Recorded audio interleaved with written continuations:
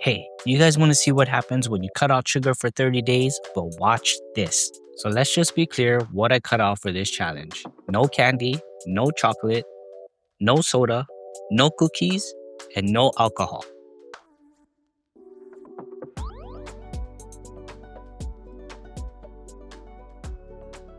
So let's get right into it. I'm going to use 4 metrics to see if this diet made any changes. First and foremost is my physique. I didn't use any skin calipers. I didn't measure my waist circumference. This measurement was done purely through checking out myself in the mirror. Now I swear I didn't cheat, never wavered from the challenge. I can honestly say that because I don't eat a lot of sweets to begin with. I don't allow that stuff in my house. My wife and I agreed that when we're out, it's okay to treat ourselves. But when it makes its way into the house, then it becomes easily accessible. And I'm pretty disciplined when it comes to not eating sweets. So did I end up with a body worth showing off for summer? Nope, not yet. Throughout most of the 30-day challenge, I stayed around 180 pounds. In fact, towards the end of the 30-day challenge, I actually ended up gaining weight. I attribute that to 2 things. First, maybe I gained more muscle. Continued to work out, I stayed consistent, kept progressing throughout my workouts, and maybe I gained more muscle mass.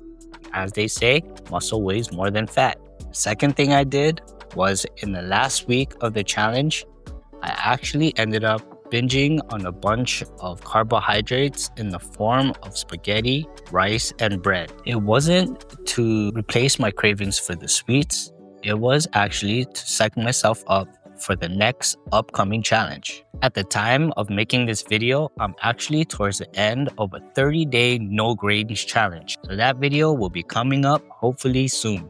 Next is my lab work. So at the start of the year, I emailed my doctor and I told him that I have a family history of cardiovascular disease, which includes high blood pressure and diabetes. He ordered a set of blood tests. I went to a lab. They poked me only once and they drew 10 mLs of blood. Lo and behold, even after my weight gain from being pretty sedentary, after my 2 boys were born, my labs indicate that I'm a pretty healthy guy. However, there are 2 lab tests that I'm watching closely, and they are my A1C and my creatinine. A1C measures your average blood sugar over the past 2 to 3 months. My A1C was at 6. This puts me at the pre-diabetic range. So what now? Well, I'm going to improve my blood sugar levels through diet, this 30-day no sugar challenge, and exercise. Then my doctor will recheck my labs in June, which is 2 months from now and 6 months from my initial blood test. The second number I was worried about was my creatinine level. My doctor didn't seem too worried about it, but I myself see an uptrend in my numbers. Your creatinine levels indicate how well your kidneys are functioning. I've seen many people go through dialysis, and unfortunately, it can be a big lifestyle change. I can only think of 2 things to improve this. First and foremost, improve my A1C as mentioned before. Having high blood sugar levels eventually damages nerves and blood vessels in your body. Nerve damage in your kidneys is called nephropathy, and this leads to chronic kidney disease. So, by getting better control of my blood sugar levels, this will lead to improving and decreasing that creatinine level.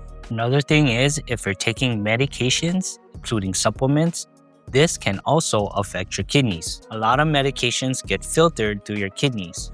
I personally take CoQ10, which is for my energy. I take Super C for immunity, and I take magnesium to help with sleep.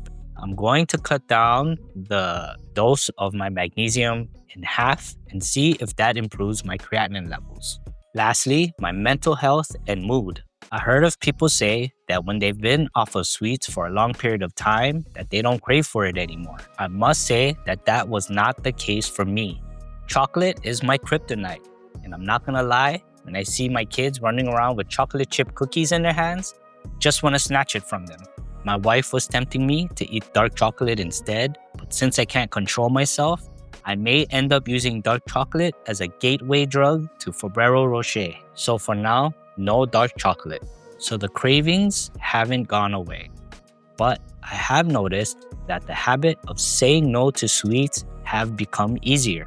I have become very proficient at declining offers to sweets, which sometimes can be very tricky and difficult to do. Eventually, my coworkers, family members, and friends became accustomed to it and stopped offering, sadly.